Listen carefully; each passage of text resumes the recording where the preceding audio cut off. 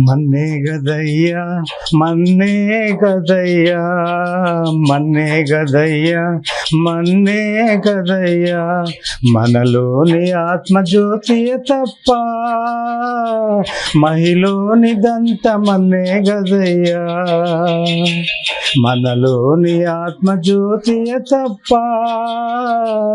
మహిలోనిదంత మన్నే గదయ్యా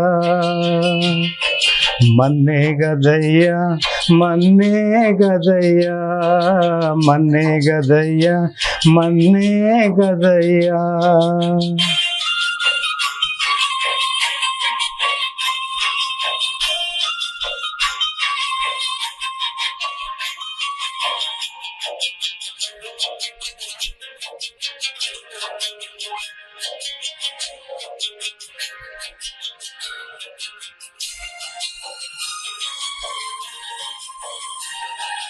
మంచిదంచు ఒకని ముంచి సంచిలోన ఉంచిన మించిన బంగారము పెంచిన నీ దేహము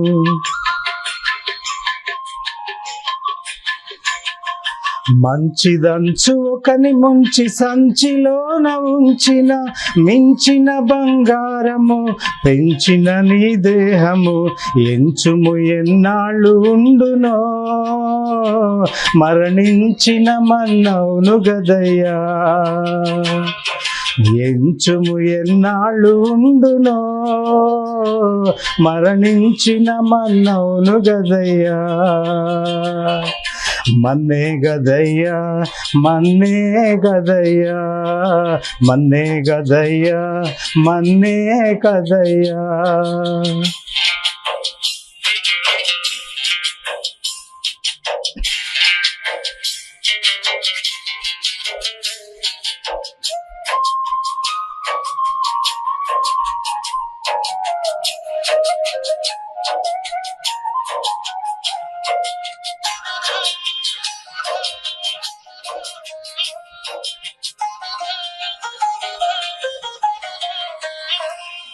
మిక్కిలి సౌందర్యమగు చక్కని నీ దేహము ఒక్కసారి ఆరిపోద నీదు ఆత్మదీపము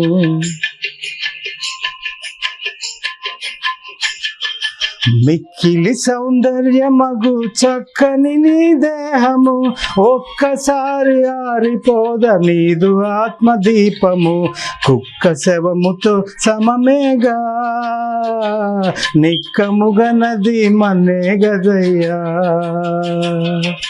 కుక్క శవముతో సమమేగా నిక్కముగా నది మన్నే గదయ్యా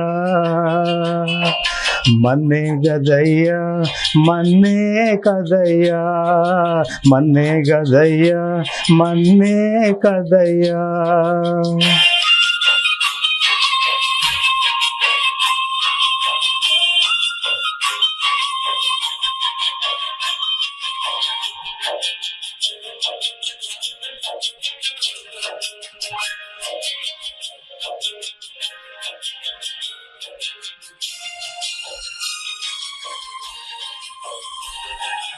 మానవునికి మరణమన్న ఎంచనంత మన్నిలా మరణమున్ జయించకున్న కాలమంత మంటిలో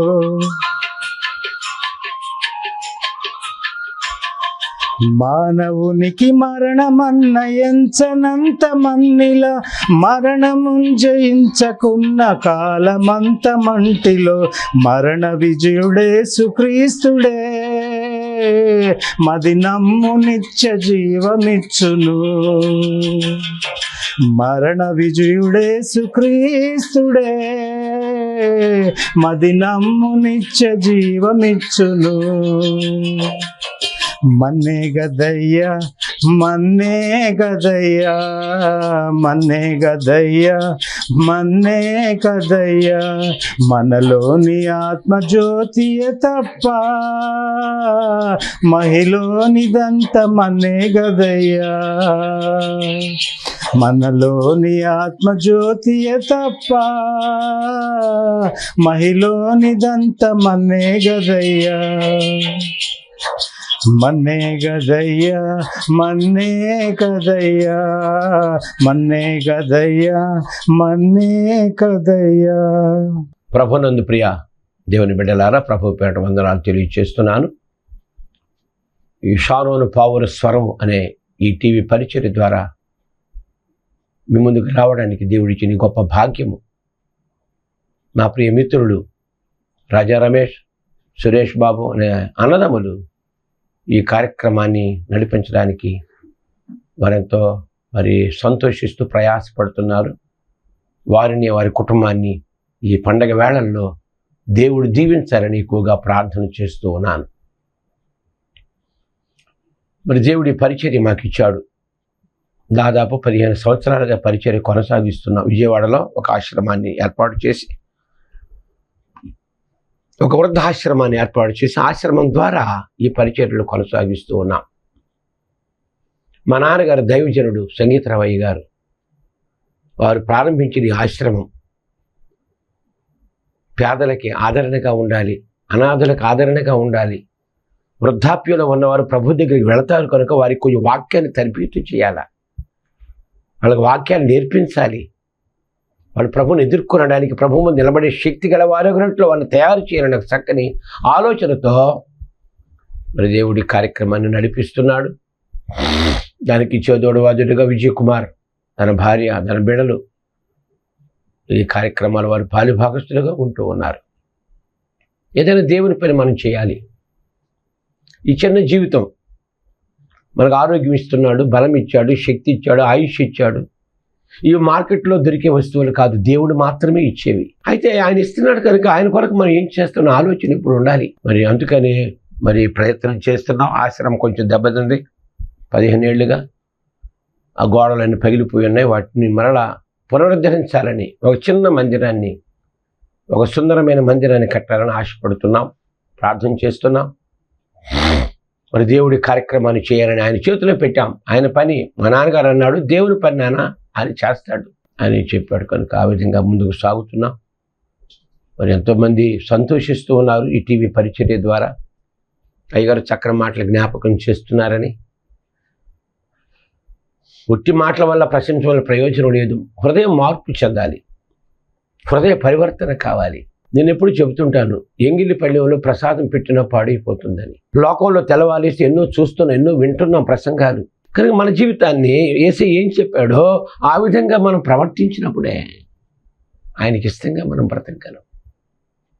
ఆయనకి ఇష్టమైన వారికి భూమి మీద సమాధానం అని మాటలు జ్ఞాపకం చేస్తూ ఉన్నాను. కనుక పరిచర్య కొనసాగుతుంది. అనేక ప్రాంతాలకు వెళ్తున్నాం, సువార్త ప్రకటిస్తున్నాం, అనేక మంది ఆహ్వానిస్తున్నారు. ఈ టీవీ పరిచర్య వల్ల సువార్త వ్యాప్తి చెందడానికి, అనేకులు నన్ను పిలవడానికి, వాక్యం చెప్పడానికి ఒక ప్లాట్ఫామ్గా తయారు చేసిన దేవునికి వందనాలు చెల్లిస్తున్నాను. మాకైతే అంత శక్తి లేదు, ఇది దేవుడు ఇచ్చాడు మాకు ఈ వరాన్ని. ఈ విధంగా ఈ ప్రార్థనా టీవీ ద్వారా మాట్లాడడానికి అందరిని బట్టి మరి ఒకసారి నేను దేవునికి వందనాలు చెల్లిస్తున్నాం. మనం ఎంత ఎక్కడ ఆ బిడ్డలు దీవించాలని ప్రార్థన చేస్తూ ఉన్నాను. దేవుని గ్రంథాన్ని చదవాలి, దివారాత్రులు చదవాలి. దుస్తుల ఆలోచన చొప్పున నడవక, పాపుల మార్గమును నిలవక, అపహాసకులు కూర్చుండు చోటును కూర్చుండక, యెహోవా ధర్మశాస్త్రమునందు ఆనందించుచు దివారాత్రులు దానిని ధ్యానించు వాడు ధన్యుడు. అతడు నీటి కాలం మీద నాటబడిన వాడే, ఆకు వాడక తన కాలమందు ఫలమిచ్చు చెట్టు వలె ఉండును. అతడు చేయునదంతా సఫలమగును. శ్రీకాకుళం ప్రాంతాల్లో నాన్నగారు పరిచర్య చేశాడు. 70 సంవత్సరాలు పరిచర్య చేశాడు. పాలకొండ, వెలగవాడ, నడుకూరు, మంగళాపురం, తొడ్డలి, కొండాపురం ఆ ప్రాంతాలన్నీ తిరిగాడు. 7 రాష్ట్రాలు తిరిగాడు ఆయన. 70 సంవత్సరాల సేవ, పరిచర్య. ఆయన ఎక్కడ అడుగు పెడితే అక్కడ దేవుడు దీవించాడు. కనుక మా నాన్నగారు చెప్పాడు, నువ్వు ఒక ఇంటికి వెళ్ళావంటే వాళ్ళ ఇంటికి దీవెన రాకపోతే, ఆశీర్వాదం రాకపోతే ఆ ఇంటికి ఎందుకు వెళ్ళడం? నువ్వు శక్తి కలిగిన క్రైస్తవుడిగా ఉండాలి, శక్తి లేనివాడిగా ఉండకూడదు. అయితే ఎప్పుడు మనం దేవుని సన్నిధిలో ఉంటామో, ఆయన మీద ఆధారపడతామో, ఆయన మనం నడిపించేవాడు ఆయన. అలాగే గుంటూరు ప్రాంతాల్లో అనేక మంది స్నేహితులు పరిచర్య జరుగుతుంది. అలాగే మా తమ్ముడు రాజుబాబు గారు, సుధబాబు గారు పరిచర్య చేస్తున్నారు. దేవుడిచ్చిన ఈ యొక్క సువార్త ప్రకటనలో ముందుకు సాగే కృప దేవుడికి ఇచ్చాడు కనుక ఆయనకు వందనాలు చెల్లిస్తూ ఉన్నారు. ఈ సందర్భంలో పరిశుద్ధ గ్రంథాన్ని నుంచి ఒక చక్కని భాగాన్ని జ్ఞాపకం చేస్తాను. లూకా సువార్తలో 2వ అధ్యాయంలో 25 నుంచి కొన్ని మాటలు జ్ఞాపకం చేస్తాను. యెరూషలేమునందు సుమియోను ఒక మనుష్యుడు ఉండెను. ఆయన పేరు సుమియోను. ఒక మనుష్యుడు ఉండెను. అతడు నీతిమంతుడును భక్తిపరుడునై ఉండి ఇశ్రాయేలు యొక్క ఆదరణ కొరకు కనిపెట్టేవాడు. పరిశుద్ధాత్మ అతని మీద ఉండెను. అతడు ప్రభు యొక్క క్రీస్తును చూడక మునుపు మరణము పొందడని అతనికి పరిశుద్ధాత్మ చేత బయలుపరచబడెను. ఆత్మవశుడై అతడు దేవాలయానికి వచ్చాడు. చూడండి, నువ్వు ఎప్పుడు దేవుని ఆత్మచేత నింపబడతావో, ఎప్పుడు ప్రజల ఆదరణ కొరకు కనిపెడతావో, ఎప్పుడు భక్తిపరుడుగా ఉంటావో, ఎప్పుడు నీతిమంతుడుగా ఉంటావో నీకు దైవ దర్శనం కలుగుతుంది. యెరూషలేమునందు సుమియోను ఒక మనుష్యుడు ఉండెను. అతడు నీతిమంతుడును భక్తిపరుడునై ఉండి ఇశ్రాయేలీల ఆదరణ కొరకు కనిపెట్టేవాడు. ఆదరణకర్త వస్తాడని కనిపెడుతున్నాడు పరిశుద్ధాత్మ కొరకు. పరిశుద్ధాత్మ అతని మీదకి వచ్చేసింది. అతను ప్రభు యొక్క క్రీస్తును చూడక మునుపు మరణము పొందడని, దేవుడు మానవుడిగా వస్తాడు, ఆయనకి యేసుని పేరు పెడతారు, ఆయన నువ్వు చూచిన తర్వాత చనిపోతావు అబ్బాయి అని దేవుడు అతనికి బయలుపరిచాడట, వరాన్ని ఇచ్చాడట. అతను ఆత్మవశుడి పోయి దేవాలయానికి వచ్చాడు. ఈ లోపల ఏం జరిగిందంటే చదవండి 27 వచనం. అంతటా ధర్మశాస్త్ర పద్ధతి చొప్పున యేసయ్య విషయమై జరిగించుటకు తల్లిదండ్రులు శిశువైన యేసును దేవాలయంలోనికి తీసుకువచ్చినప్పుడు యేసయ్యని చేతుల్లో తీసుకున్నాడండి. తీసుకుని దేవుని స్తుతించుచు ఈ విధంగా ప్రవచనం చెప్తున్నాడు.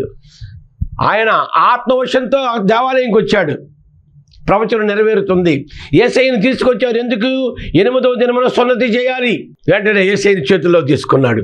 ఒక ప్రవచనం చెబుతున్నాడు. నాథా, ఇప్పుడు నీ మాట చొప్పున సమాధానంతో నీ దాసుని పోనిచ్చుచున్నావు అని 3 విషయాలు జ్ఞాపకం చేశాడు. ఒకటి, అన్యజనులకు నిన్ను బయలుపరచుటకు వెలుగుగాను, నీ ప్రజలైన ఇశ్రాయేలీయులకు మహిమగాను, నీవు సకల ప్రజలకు సిద్ధపరిచిన నీ రక్షణ నేను కన్నులారా చూచి తిని. ఒకటి, అన్యజనులకు నిన్ను బయలుపరచుటకు వెలుగు. ఓం భూర్భవ స్వతత్సవితుర్వరేణ్యం భర్గో దేవస్య ధీమహి ధియో యో న ప్రచోదయాత్. గాయత్రి మంత్రం ఏం చెప్తుందంటే దేవుడు వెలుగు, దివ్యాతీతి దేవః. పర్షియన్స్ అంటే ఇరాన్ దేశం వాళ్ళు సూర్యుని ఆరాధిస్తారట. దేవుడు వెలుగని సూర్యారాధన, ఆ రోజుల్లో చంద్రారాధన చేసేవాళ్ళు, నక్షత్రాల ఆరాధన చేసేవాళ్ళు. అన్యజనులకు నిన్ను బయలుపరచుటకు వెలుగుగాను, నీ ప్రజలు ఇశ్రాయేలుకు మహిమగాను, సకల ప్రజలకు సిద్ధపరిచిన రక్షణ నేను కనులారా చూచి తిన. తర్వాత అని ప్రవచించాడు. యేసేపును ఆయన తల్లియు గూర్చి యేసేపును ఆయన తల్లియు ఈ మాటలు విని ఆశ్చర్యపోతున్నారట. సుమయోను వారిని దీవించి, ఇదిగో అనేక హృదయాలోచనలు బయలుపడినట్లు అనేకులు పడుటకును తిరిగి లేచుటకును వివాదాస్పదమైన గురుతుగా ఈయన నియమించబడి ఉన్నాడు. ఇది కదా యేసయ్య గురించి. ఆయన మాట చెప్తే కోపం వచ్చేస్తుందంటే, యేసయ్య అంటే కోపం, యేసయ్య బిడ్డలంటే కోపం, యేసయ్య వాక్యం అంటే కోపం, యేసయ్య గ్రంథం అంటే కోపం. అదేంది నాకు అర్థం కాదు. ఇక్కడ ప్రవచించాడు, వివాదాస్పదమైన కాంట్రవర్సీగా ఉంటాడు. యేసు మాటలన్నీ నిజాలు ఎప్పుడు కఠినంగా ఉంటాయండి. వివాదాస్పదమైన గుర్తుగా ఈయన నియమించబడి ఉన్నాడు. మరియు నీ హృదయంలోనికి ఒక ఖడ్గము దూసుకొని పోవనని. ఇది కథ. నీ కుమారుడు చనిపోతాడమ్మా, నీ కుమారుడు చంపబడతాడమ్మా, ఆయన చనిపోవడానికి వచ్చాడమ్మా. వివాదాస్పదమైన గురి, అనేకలు పడడానికి తిరిగి లేవడానికి హృదయాలోచనలు. దేవుడు అంటే ఏంటంటే, దేవుడికి మన లోపల ఏమో తెలిసిపోద్దంటే, ఆయన మన హృదయం ఎరిగిన వాడు, ఆంతర్యం ఎరిగిన వాడు దేవుడు. నువ్వు నిలబడితే స్కానింగ్ చేసేస్తాడంతే, నువ్వు ఎలాంటి వాడు చెబుతాడంతే. అతడు నీతిమంతుడు, భక్తిపరుడు, ఇశ్రాయేలు ఆదరణ కొరకు కనిపెట్టేవాడు, పరిశుద్ధాత్మను పొందినవాడు, అతనికి వరం ఇచ్చాడు కనుక ఆ సృష్టికర్త ఏ దేవుడైతే లోకానికి వచ్చాడో ఆయన చూచి ఆ భాగ్యాన్ని ఇచ్చాడు. ఎంత అదృష్టవంతుడో సిమియోను. అదే కాలంలో ఆ కింద చదవండి మళ్ళీ 36 నుంచి, మరియు ఆషేరు గోత్రికురాలును పనూయేలు కుమార్తె ఉన్న అన్న అని ఒక ప్రవక్త అక్కడ ఉంది అక్కడ దేవాలయంలో. అదే సమయంలో ఆమె కన్యాతో మొదలుకొని 7 ఏళ్ళు పెనిమిడితో సంసారం చేసి బహుకాలము గడిచినదై 84 సంవత్సరములు విధవరాలయుండి దేవాలయము విడువక ఉపవాస ప్రార్థనలతో రేయింబవుడు. ఇది భక్తి అంటే. సిమియోను భక్తిపరుడు, నీతిమంతుడు, దేవుని ఆత్మతో నింపబడిన వాడు. అన్న ప్రవక్తి 84 సంవత్సరాలు ఉపవాస ప్రార్థనలతో దేవాలయం విడిచిపెట్టకుండా ఎదురు చూస్తుంది దేవుడు వస్తాడని. ఆ రోజుల్లో దేవుడు కన్యక గర్భంలో పుడతాడని ప్రవచనాలు చెప్పుకుంటున్నారు. కన్యకలందరూ తమ జీవితం అంకితం చేసుకున్నారు. అయ్యా ఆ దేవుడు నా గర్భంలో పుట్టాలి, నా గర్భంలో పుట్టాలి, నా గర్భంలో పుట్టాలి. అదృష్టాన్ని మరియమ్మకి ఇచ్చాడు. చూసారా? కనుక దేవుని చూడాలన్నా, ఆయన పని చేయాలన్నా, ఆయనకి ఇష్టంగా బ్రతకాలన్నా దానికి ఒక అదృష్టం మనకు ఉండాలయ్యా. ఆయన ఉచితంగా ఇచ్చాడు. నా దగ్గర రా, నిన్ను కనిపిస్తా, నీతో మాట్లాడతా, నా సంకల్పం నీకు తెలియచేస్తా, నా రాజ్యానికి తీసుకుపోతా అంటే, అయ్యా మేము ఒక అక్కర్లేదండి అంటే ఎదిగి ఎవరు చెప్తారండి? నా ప్రియ సహోదరి సహోదరులారా, దేవుడు ఒక్కడే. ఎక్కడెక్కడ వెతకు చూచిన ఒక్కడని వేదములు పలికెను. ఆ ఒక్కడే ఇక్కడ యేసు ప్రభువుగా కనిపిస్తున్నాడు కనుక, ఆయన జన్మదినాన్ని జరుపుకుంటున్నారు కనుక ఈ వేడుకల్లో పాల్గొని ఆయన సంతోషపరచాలి, ఆయన దీవెనకు పాత్రుడు కావాలని ప్రభు పేరట నేను మనవి చేస్తున్నాను కనుక. ఆ తర్వాత ఏమైందండి? 38వ వచనం. ఆమె కూడా ఆ ఘడియలోనే లోపలికి వచ్చి దేవుని కొనియాడి యెరూషలేములో విమోచన కొరకు కనిపెట్టుకొనుతున్న వారందరితో ఆయన గురించి మాట్లాడుచుండెను. అంతటా వారు ప్రభు ధర్మశాస్త్రము చొప్పున సమస్తము తీరని పిమ్మట గలిలయలోని నజరేతును ఊరికి తిరిగి వెళ్ళిరి. హన్నా కూడా ప్రకటించింది, సిమియోను ప్రకటిస్తున్నాడు, కాపరులు ప్రకటిస్తున్నారు, జ్ఞానులు ప్రకటిస్తున్నారు. అందరూ ప్రభువుని ప్రకటించేవాళ్ళే. మనము కూడా ప్రభువుని ప్రకటించడానికి మనం సిద్ధంగా ఉండాలి. నా ప్రశ్న, యేసయ్య ఎందుకు వచ్చాడు అంటే, లూకాసు వార్త 19వ అధ్యాయంలో 10లో ఏమన్నా చూడండి. దేవుడు మానవుడిగా ఎందుకు వచ్చాడు అంటే, ఇక్కడ నశించిన దానిని వెదకి రక్షించడానికి మనుష్య కుమారుడుగా వచ్చానని అతనితో చెప్పాడు. నశించినది ఏదైతే పాడైపోయిందో, చెడిపోయిందో యేసయ్యని అడిగారు. అడిగితే అన్నాడు, ఆరోగ్యం ఉన్నవాడికి వైద్యుడు అక్కర్లేదయ్యా, రోగికి వైద్యుడు కావాలి. నేను పాపుల కోసం వచ్చాను, నేను నీతిమంతుల కోసం రాలేదు. ఒకవేళ నీతిమంతుడు అయితే నేను నీకు అక్కర్లా, నువ్వు పాపిని గ్రహిస్తే మొదలు నా దగ్గరికి రావాలి. శాస్త్రం ఏం చెప్తుంది? నీతిమంతుడు ఒక్కడ లేడు. అందరూ పాపం చేసి దేవుడిని మహిమను పొందలేకపోతున్నారు కనుక నీ అతిక్రమాలు, నీ పాపాలు తుడిచివేయడానికి వచ్చాడు ఆయన. ఆయన ఆశ్రయిస్తే, ప్రయాసపడి భారం మోస్తున్న సమస్తమైన వారులారా నా యొద్దకు రండి, మీకు విశ్రాంతి శాంతినిస్తాను. నశించిన దానిని వెతక రక్షించడానికి వచ్చాడు. 1వ యోహాను పత్రిక 3వ అధ్యాయంలో 5వ వచనం. పాపములను తీసివేయుటకు ఆయన ప్రత్యక్షమాయను. ఏ మానవుడైతే పాపంతో నింపబడి పాడైపోయి నరకానికి పోతున్నాడో, ఆ నరకం నుంచి తప్పించి పాపం నుంచి విడుదల చేసి ఆయన పరలోకం తీసుకుపోవడానికి, నిత్యరాజ్యానికి తీసుకుపోవడానికి, పాపములు తీసివేయుటకు ఆయన ప్రత్యక్షమయ్యాడు. అందులో 4వ అధ్యాయంలో 9 చదవండి. 4:9.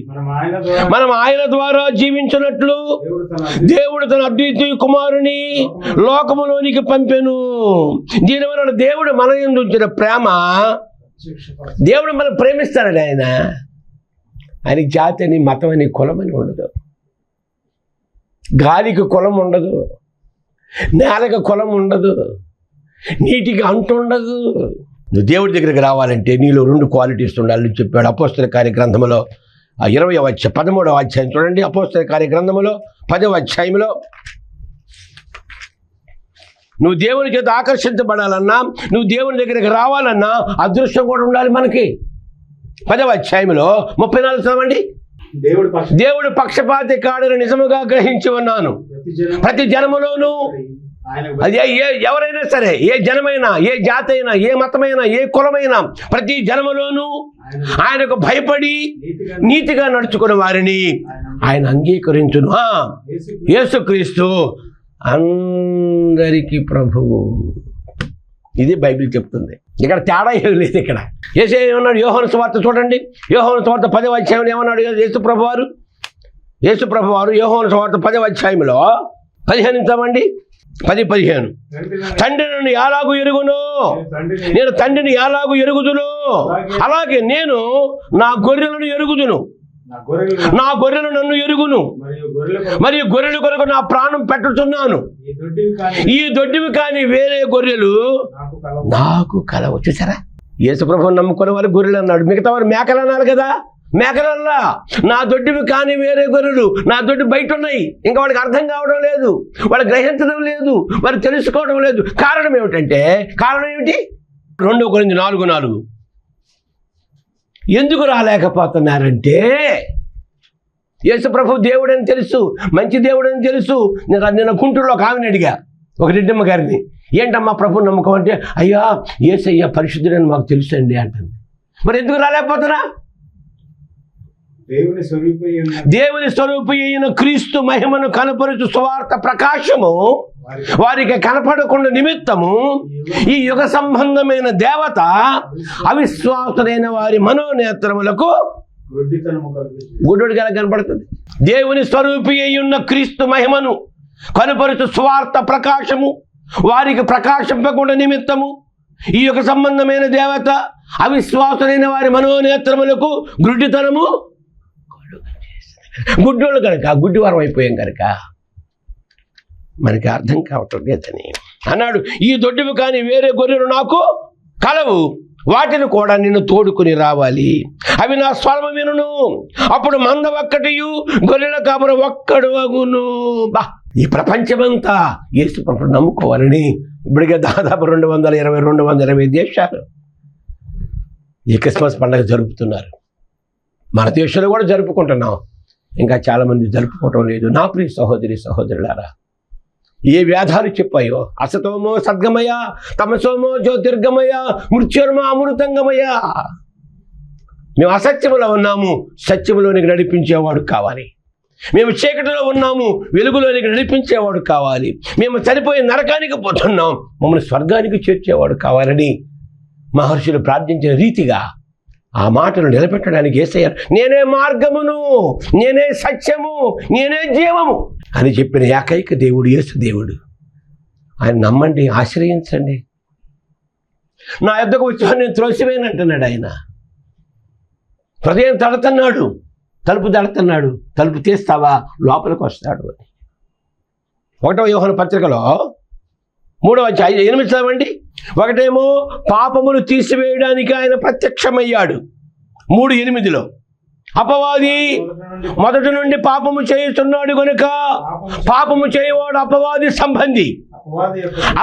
ఏ అపవాది అయితే మానవుని చేత పాపము చేయించి నరకానికి తీసుకుపోతుందో అపవాదు యొక్క క్రియలను లయపరచుటకే దేవుని కుమారుడు ప్రత్యక్షమయ్యాడు. గలతీయులకు రాసిన పత్రిక 4:4 చదవండి. గలతీయులకు రాసిన పత్రిక 4వ అధ్యాయం 4వ వచనములో, అయితే కాలము పరిపూర్ణమైనప్పుడు దేవుడు తన కుమారుని పంపెను. ఆయన స్త్రీ యందు పుట్టి మనము దత్తపుత్రులము కావాలనని ధర్మశాస్త్రమునకు లోబడి ఉన్న వారిని విమోచించలేకే కాలము పరిపూర్ణమైపోయింది. దేవుడు తన కుమారుని పంపించాడు, మన పాపము నుంచి శాపము నుంచి విడుదల కలిగించాడు, పరలోకం వెళ్ళిపోయాడు. యోహాను రాసిన 1వ పత్రికలో 5వ అధ్యాయంలో 11 చదవండి. ఆ సాక్ష్యమేమనగా దేవుడు మనకు నిత్య జీవమును దయచేసెను. ఆ జీవము ఆయన కుమారుని యందున్నది. దేవుని కుమారుని అంగీకరించువాడు జీవము గలవాడు, దేవుని కుమారుని అంగీకరింపని వాడు జీవము లేనివాడే. తర్వాత దేవుని కుమారుని నామమందు దేవుని కుమారుని నామమందు విశ్వాసముంచు మీరు నిత్య జీవము గలవారని తెలుసుకున్నట్లు నేను ఈ సంగతులను మీకు తెలియపరుస్తున్నావమ్మా.